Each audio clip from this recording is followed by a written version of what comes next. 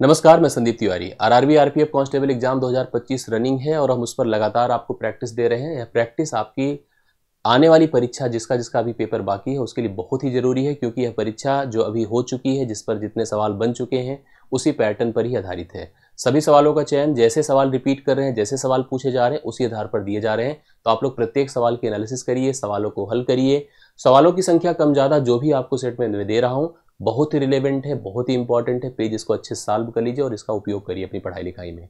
आइए मैं आपको देर न करते हुए लेकर चलता हूं पहले सवाल पर। अच्छा, सवाल पर जाने से पहले अगर आप नए हैं चैनल पर तो उसको सब्सक्राइब जरूर कर लीजिएगा। अच्छा लगे तो वीडियो को लाइक कीजिएगा और डिस्क्रिप्शन में दिए गए इस टेलीग्राम ग्रुप को भी ज्वाइन कीजिएगा, जिससे कि हम आगे कभी आपसे कुछ भी इन्वॉल्वमेंट करनी हो, कुछ पढ़ाई लिखाई की बात करनी हो या मैथ्स को लेकर कोई एक्टिविटी हो तो मैं उसमें शामिल कर सकूँ। साथ साथ अगर आपको मैथ्स की बुक की डिमांड है तो मैथ्स की बुक भी आप ले सकते हैं। इसके लिए आपको डिस्क्रिप्शन में लिंक दिया है, आप उसको जरूर देख सकते हैं। मैं आपको लेकर चलता हूं पहले सवाल पर। पहला सवाल देखिए ध्यान से क्या है। एक देखिए स्टेटमेंट आपको इस तरह का सरलीकरण का दिखता है, जिसमें लिखा है 81/16। 81/16 की पावर -3/4 है, गुणे इस ब्रैकेट में चलते हैं 25/9 दिया है कि होल पावर -3/2 है, भागे कितना है बताइए 5/2 है और होल पावर -3 है। अब ऐसे सोच लीजिए, अब इसका पूरा हल करना हम लोग को, देखिए कैसे आंसर आएगा। सबसे पहली चीज अगर हम इसकी बात करते हैं तो जब भी कभी कोई पावर भिन्न में रहा करे ना, तो आप अपने इस बेस को ऐसा कुछ प्रेजेंट करिए कि उसका पावर उसके हर से जरूर कट जाए या कटने की स्थिति में आ जाए। मैं इसको लिख सकता हूं क्या 3/4, 3/2 की पावर 4। बोलिए क्यों? क्योंकि 3 की पावर 4 81, 2 की पावर 4 16 होता है। ऑलरेडी पावर -3/4 लिखा है तो हम इसको ऐसे मल्टीप्लाई कर सकते हैं। यहाँ पर गुणे कर दीजिए और इधर चले आइए। इसको हम क्या लिख सकते हैं 5/3 की पावर कितना 2, और ऑलरेडी -3/2 लिखा है। भाग पर चलिए, ऐसे जैसे लिखा है इसी प्रकार से रहने दीजिए, 5/2 की पावर -3 है। अब पूरा देखिए सोल्यूशन पर हम आपको लेकर चलते हैं, कैंसिल करते हैं। सबसे पहले 4 4 से कटा। अब यहाँ पर 3/2 की पावर -3 है। मैं चाहूँ तो इसको अगर 2/3 कर दूँ तो यही पावर जो नेगेटिव है पॉजिटिव हो जाएगा, मतलब 3 हो जाएगा। इस ब्रैकेट पर आइए, देखिए क्या स्थिति है, 2 2 से कटा। सेम स्थिति है अगर आप यहाँ पर 5/3 है, आप उल्टा कर दें मतलब 3/5 कर दें, तो 3/5 करते ही जो पावर आपका -3 है +3 हो जाएगा। और ये भाग है, इस भाग को अभी भाग ही रहने दीजिए, लेकिन यहाँ पर भी अगर हम 2/5 कर देते हैं तो यह पावर जो आपका क्या था -3 था, यह भी +3 हो जाएगा। एक काम आपको करना है जो मैं आपको बता रहा हूँ, थोड़ा सा ध्यान से देखिएगा, इधर आपको लेकर आ रहा हूँ। यह 2/3 मतलब 2 की पावर 3/3 की पावर 3 है। गुणे देखिए, ये आपके पास टर्म्स कितना है, आप इसको ऐसे एक बार चाहें तो ब्रैकेट में लिख लीजिए। 3 की पावर 3 है बटे 5 की पावर 3 होगा गुणे। अब इसको भाग तो लिखा नहीं जाएगा, गुणा करना है और आपको फिर से रेसिप्रोकल करना है, मतलब 5 की पावर 3 होगा बटा 2 की पावर 3 होगा। अब जो भी कटने पिटने की स्थिति में हो, यह इसको खत्म कर देगा, ए इसको खत्म कर देगा, ए इसको खत्म कर देगा, ओवरऑल कैंसिल होकर के इसका रिजल्ट आपको 1 देखने को मिलेगा, जो कि पहले ऑप्शन में है। पहला ऑप्शन इस सवाल का राइट सोल्यूशन है। बहुत ध्यान से करना होता है, नहीं तो हमें कोई ऑप्शन आंसर के में मिल ही जाएगा। इस बात को एकदम ख्याल करते हुए अगले सवाल पर बढ़िए। देखिए दूसरे सवाल को आप जब देखेंगे तो यह सवाल आपको एलसीएम एचसीएफ का भी दिखेगा और एल्जेब्रिक भी दिखेगा, और इस सवाल पर लॉजिक अगर कॉन्सेप्ट नहीं क्लियर है तो प्रॉब्लम भी क्रिएट करेगा। और इस सवाल आपको पूछा दिख भी रहा है एग्जाम में। दो संख्याओं का लासा दिया हम लोग को 120, करेक्ट है, आप ध्यान से देखिएगा। इसके साथ साथ इसने हमको इसके वर्गों का योग दिया है, मतलब संख्याओं के वर्गों का योग दिया है। अब हमसे कह रहा है संख्याओं का योग बताओ क्या होगा। ध्यान से मेरी बात को सुनिएगा। अब एलसीएम दो संख्याओं का जब हमको दिया जाए और उनका हमें देखिए क्या दिया है, दो संख्याओं का लासा हमको दिया है। अगर हम संख्याओं को ए और बी मान रहे हैं, अगर संख्याएं प्राइम हैं, को प्राइम हैं, तो उनका जो गुणनफल होता है वही लासा होता है। जो संख्याओं का गुणनफल होता है वही लासा होता है, और इसी आधार पर ही सोल्यूशन हम इसको दे भी सकते हैं। उनके वर्गों का योग देखो, a² + b² आपको दिया है कितना 289। अब हमसे कह रहा है संख्याओं का योग बता दो, a + b का मान कितना होगा, यही सवाल है। एकदम अलजेब्रिक होना पड़ेगा तभी ये सवाल आएगा। a + b को लेते हैं और इसका वर्ग करते हैं। हम सबको पता है क्या होता है, a² + b² + 2ab, यही होता है। अब ध्यान से मेरी बात को सुनिएगा। इसका मान हम लोग को दिया है जो 289 है, प्लस 2ab अर्थात 2 गुणे हम 120 कर देते हैं, ठीक है। लिखा 289 प्लस 240 कर देते हैं। इसको जब जोड़ा, जोड़ने के बाद देखिए आपको मिलेगा 9 हुआ, 8 4 12 हुआ, 2 2 4 1 529 हुआ। जो a + b का बेसिकली होल वर्ग है, हमने a प्लस बी अगर निकालने के लिए सोचा तो इसका अंडर रूट यहाँ पर 529 इसका वर्गमूल होगा, मतलब मान होगा, तो इसका वर्गमूल कितना हो जाएगा बताएं 23, क्योंकि 23 का वर्ग होता है 529, अर्थात उन संख्याओं का जो योग होगा वह संख्याओं का योग पहले ऑप्शन में आपको 23 देखने को मिलेगा। दो ऐसी संख्याएं थी जिनका जोड़ 23 था, उनके वर्गों का वो योग 289 था, संख्याओं का गुणनफल तो नहीं लिखा था बट उनके लासा को ही हम उनका गुणनफल मान रहे हैं जो 120 था, और इस आधार पर दूसरे सवाल का उत्तर आपके सामने ऑप्शन नंबर ए में देखने को मिल रहा है जो कि 23 है। नेक्स्ट क्वेश्चन पर आइए, थर्ड देखिए क्या है। एक कंपनी का मुनाफा अप्रैल से मई अर्थात एक महीने में ही 10% बढ़ गया, तत्पश्चात यह मई से जून तक फिर अगले महीने 20% गिर गया, डाउन हो गया, फिर जून से जुलाई तक 50% फिर बढ़ गया। तो कह रहा है अप्रैल से जुलाई तक मुनाफे में प्रतिशत बढ़ोतरी कितने की हुई, प्रतिशत में कितना बढ़ गया या घट गया, ऐसे परिवर्तन पूछ लेता है। यह प्रक्रिया सतत है, अर्थात एक मान था उस पर कुछ अपडेट हुआ, बढ़ा फिर घटा फिर बढ़ा, यह प्रक्रिया पूरी तरह से सतत है। सबसे पहले आप देख रहे हैं 10% बढ़ा है, भिन्न में सोचिए 1/10 होता है। फिर हमने देखा कि 20% गिरा है, घटा है, 1/5 होता है, 20% को 1/5 लिख सकते हैं। फिर 50% बढ़ा है जो कि 1/2 होता है, वृद्धि लिख देते हैं। अब शुरुआत कब से हुई थी, शुरुआत हुई थी अप्रैल से, लास्ट कहां पर जाना है, जुलाई में। कैसे, अप्रैल से मई, मई से जून, जून से जुलाई। पहले क्या हुआ है बताइए, पहले हुआ है कि 10% बढ़ा अर्थात 10 से 1 बढ़ करके 11 हुआ। फिर क्या हुआ, 20% घटा, मतलब 5 से 1 घटकर 4 हो गया। फिर आपने देखा कि 50% बढ़ा, 2 में 1 जुड़ करके 3 हो गया। इसी सतत प्रोसेस को अप्लाई कर दीजिएगा, इसकी कंपैरिजन कर लीजिएगा, आपको कंफर्म हो जाएगा। इधर उधर अगर कुछ कटने की स्थिति हो तो बिल्कुल काट दे, लेकिन मुझे नहीं लगता काटने की जरूरत है। 10 × 50 × 100, और 100 ऐसा डेटा होता है इस पर जितना परसेंटेज बनेगा वही वृद्धि कमी डिनोट करेगा परसेंटेज में। 11 चौके 44 है, 44 × 3, 3 चौके 12, 3 चौके 12, 1 13। 100 से 132 होना, तो 100 में जितना बढ़ जाए उतने ही परसेंट की वृद्धि कहलाएगा। 32% की वृद्धि, 32% की इंक्रीज आपके सामने होगी, जो आपको सी ऑप्शन में देखने को मिलेगी। तो सी ऑप्शन इस सवाल का राइट सोल्यूशन है, सतत सवाल है, सतत सोल्यूशन पर आधारित है। ये आपका तीसरा टर्न होता है। चौथे पर आ जाइए। एक दुकानदार अंकित मूल्य पर 10% की छूट देने के बाद भी ये सवाल तो एकदम पेट हो चुका है, हर सेट में आपको दिख रहा है। और यहीं पे नहीं, डिस्काउंट का और प्रॉफिट लॉस का इस समय सबसे ट्रेंडिंग सवाल यह सभी परीक्षाओं में पूछे जाने वाला सवाल है कि छूट दे करके भी लाभ मिले। ऐसे में हम क्रय और अंकित का रेशियो बना सकते हैं, अनुपात। तो आपसे अगर कभी क्रय देगा तो अंकित मूल्य पूछेगा, अंकित मूल्य देगा तो क्रय मूल्य पूछेगा। ये सवाल पैटर्न आपको देखने को मिलेगा। इस तरह के सवाल के लिए आप एक 100 मानिए, उसी पर ही छूट लगाइए और उसी पर ही लाभ जोड़िए, आपको तुरंत क्रय मूल्य और अंकित मूल्य का रेशियो मिल जाएगा। कितनी छूट है बोलिए, 10%। और कितना लाभ मिल रहा है बोलिए, कितना लाभ मिल रहा है, 26%। 10% की छूट है, 26% का लाभ है। 10% अगर 10 घटेगा तो 90 होगा, और 26 जुड़ेगा तो 126 होगा। ठीक है, अब आप इसकी चाहे थोड़ा सा कैंसिलेशन कर सकते हैं, नहीं तो मान लीजिए यही सीपी है और यह आपकी एमपी है। सवाल में हमसे कहा है कि अगर क्रय मूल्य 800 है, मतलब इसका मान आप 800 मान लो, तो इसका मान आपको बताना है कि क्या हो जाएगा। एक तुलना हम लोग कर लेते हैं, जो ऊपर नीचे कैंसिल करने की, बगल बगल कैंसिल करने की, तिरछा गुणा करने की स्थिति है, कर दीजिए। 0 0 से कटा, 9 से कट रहा है पूरी तरह से, 9 1 के 9 होता है, 9 चौके 36 होता है, 14 8 112, एक बात 0, 1120 रुपए प्रेजेंट करेंगे, जो आपके सामने पहले ऑप्शन में दिया है इस सवाल के सही हल के रूप में। चौथा सवाल राइट सोल्यूशन, पहला ऑप्शन 1120 रुपए, करेक्ट आंसर आप लिख सकते हैं। अब हम बढ़ते हैं 5वें सवाल पर। 7 संख्याओं का योगफल 1050 है। 7 नंबर है जिनका जोड़ 1050 दिया है। पहली 3 संख्याओं का औसत 120 है, चौथी संख्या 126 है। ऐसा सवाल आपको दिख रहा है। अंतिम 3 संख्याओं का औसत आपको ज्ञात करना है। एकदम जनरल पढ़िए, बहुत इधर उधर में कंफ्यूज होने की जरूरत नहीं है। हमने यहाँ पर लिखा संख्या, ठीक है, हमने लिखा यहाँ पर औसत, करेक्ट, हमने लिखा यहाँ पर योग। हम सब इसके टर्म्स रिलेशन जानते हैं कि संख्या गुणे औसत बराबर योग होता है, योग बटा संख्या बराबर औसत होता है। पैटर्न जानते हैं। हमारे पास कुल 7 संख्याएं थी, औसत था 1050, योग था 1050। औसत तो निकालना एकदम ईजी है कि आप 7 से भाग कर दो, औसत तो आ ही जाएगा। अब हमसे कह रहा है, सवाल में पढ़िए थोड़ा सा, हमसे कह रहा है पहली 3 संख्याओं का औसत है 120, औसत है 120, हम जोड़ भी बता देंगे। अंतिम 3 संख्याओं का औसत हमको बताना है। अच्छा, चौथी संख्या, एक नंबर यहाँ पर एक जो चौथी संख्या है वो कितनी है, 126 है।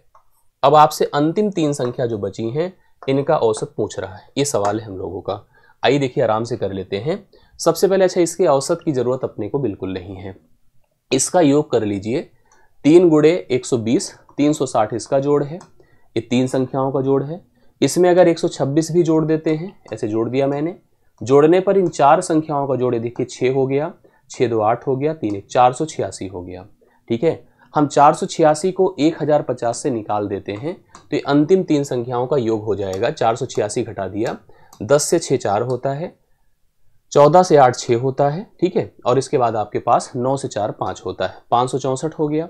3 से कर देता हूं भाग, 3 और 3 देखिए यहाँ पर 3 1 3 2 6, 3 8 24, 3 8 24, 188 यहाँ पर उन 3 अंतिम संख्याओं का औसत होगा जो आपसे नंबर सी में दिया है।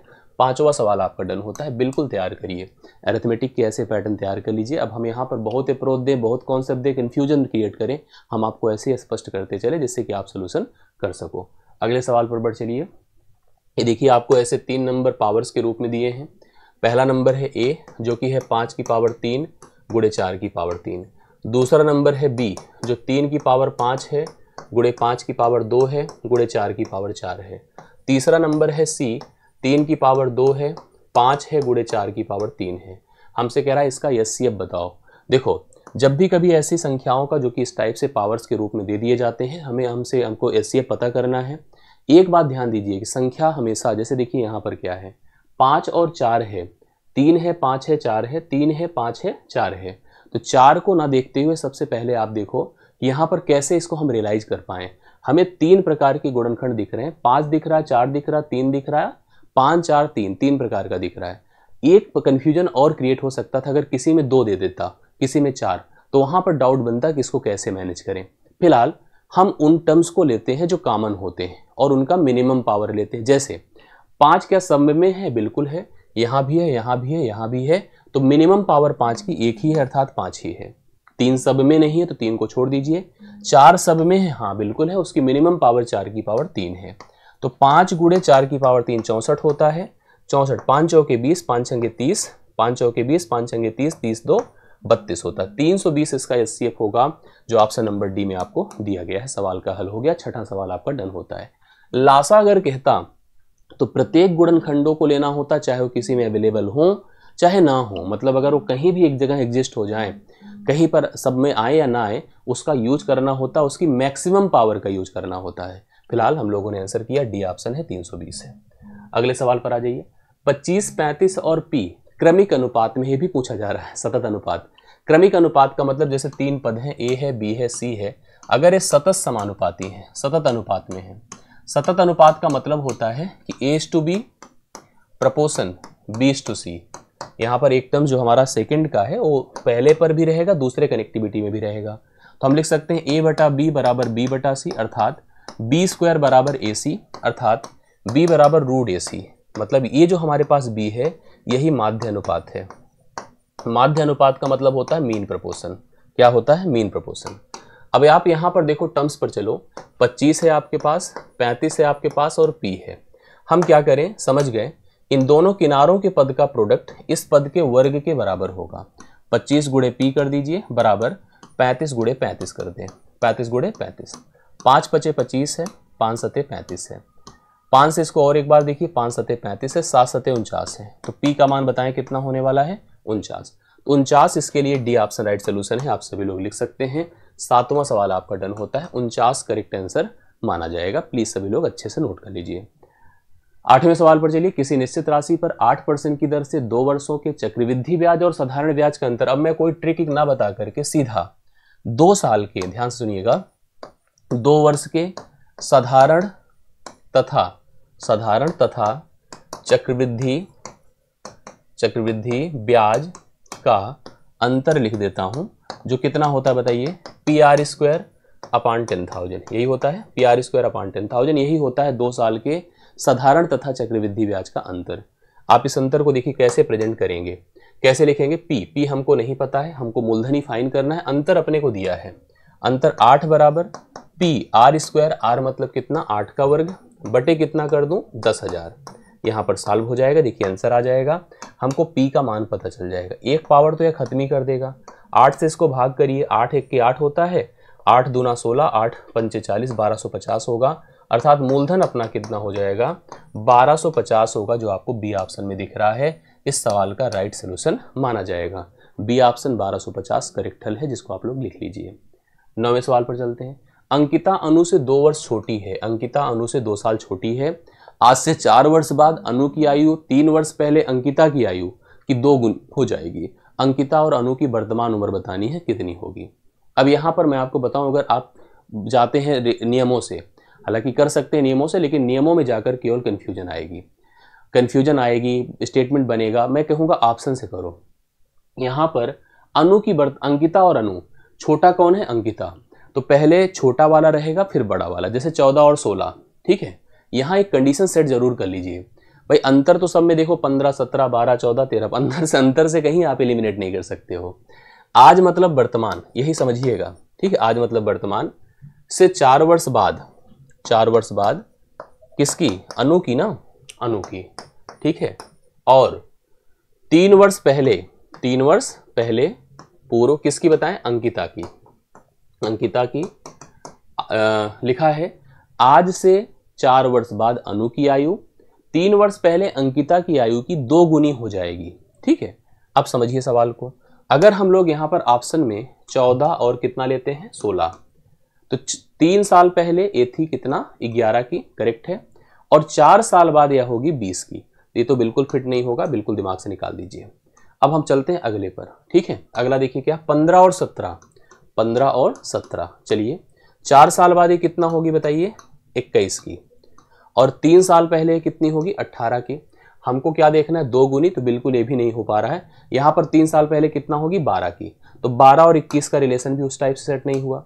अब आगे बढ़ता हूँ, देखिए अगले पैटर्न पर चलता हूँ। 12 और 14 लेते हैं, 12 14 लिया, 12 से 3 साल पहले 9 है, ठीक है। और 14 में 4 साल जोड़ दिया तो 18 है, बिल्कुल सही बात है। 9 से 18 देखिए डबल हो रहा है कि नहीं, 2 गुना। तो इस सवाल का राइट सोल्यूशन सी ऑप्शन होगा, 12 साल और 14 साल, ठीक है। 12 साल 14 साल 2 साल का डिफरेंस भी है। 12 को अगर 3 कम करते हैं तो 9, और 14 को 4 घटाते हैं, 4 जोड़ते हैं तो 18, 9 दूना 18, 2 साल 2 गुने का रिलेशन बन जाएगा। 9वें सवाल का राइट सोल्यूशन आएगा। हम लोग पहुंचते 10वां। देखिए ये भी आपको 2D 3D का एक सवाल दिख रहा है, इस पैटर्न पर एक सवाल आपको दिखाऊंगा। एक समांतर चतुर्भुज है कि आधार इसकी ऊंचाई से डबल है। ये समांतर चतुर्भुज है, दिमाग में रखिए इस पैटर्न को। ये समांतर चतुर्भुज जिसमें विपरीत भुजाएं समान तथा समांतर होती हैं, सबको पता है। आधार, ऊंचाई का मतलब किसी भी 2 समांतर पैरेलल साइड्स के बीच की जो डिस्टेंस होती है, दूरी होती है, उसी को ऊंचाई कहा जाता है। इसका आधार ऊंचाई का डबल है, अगर ऊंचाई h है तो आधार 2h है। यही है कॉन्सेप्ट। समांतर चतुर्भुज का क्षेत्रफल दिया है अपने को, हमको इसकी ऊंचाई बतानी है। मैं आपको बता दूं एरिया होता क्या है इसका, एरिया होता है बेस इंटू हाइट। क्या होता है, बेस इंटू हाइट। एरिया हमको दिया कितना है 392, बेस कितना है बताइए 2h है, और हाइट कितनी है h है। मैं इसको लिखूंगा 2h स्क्वायर बराबर 392, ठीक है। 2 से इसको भाग करिए, 2 1 के 2, 2 9 18, 2 छंगे 12, h स्क्वायर हो गया। h का मान अंडररूट 196 होगा, 196 का मतलब यहाँ पर 14 यहाँ पर h हो जाएगी हाइट। हमको यहाँ पर बेस तो पूछा नहीं हमसे, अगर बेस पूछता तो हम लोग बेस लिख देते 28। फिलहाल हमको क्या बताना था, यहाँ पर इसकी हाइट। तो 10वां सवाल राइट सोल्यूशन है। आप सभी लोग इस तरह के सवाल अगर कहीं प्रैक्टिस शीट में मिले तो उसको हल करते रहें, रिवीजन करते रहें, और आगे भी हम इसी तरह से आपको कनेक्टिविटी में शामिल किए रहेंगे, जिससे कि आपके अंत तक मैं आपकी इस तैयारियों में आपके साथ रहूं। बाकी नेक्स्ट क्लास में फिर से मिलता हूं। अभी के लिए मेरी तरफ से इतना ही। बहुत बहुत धन्यवाद। अच्छे से रिवाइज करिए, अच्छे से प्रैक्टिस करिए। मेरी तरफ से परीक्षा की शुभकामनाएं भी। Thank you so much.